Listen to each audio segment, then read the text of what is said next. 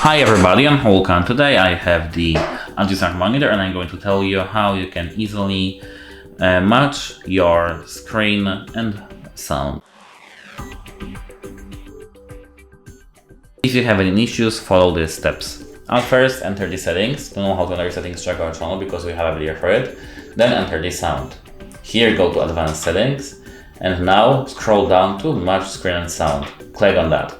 Here we have the monitor speaker delay and we can manage the delay. If you have any delay set, go to the 0, not 1, 0, and here you can click bypass. What bypass do is, wait a moment, I will tell you in a moment. As you can see, if you select bypass the sound from external devices, is output immediately without delay. The audio may be output before the video because of the time the monitor takes to process the video input. So as you can see, the audio will be faster than your video sometimes.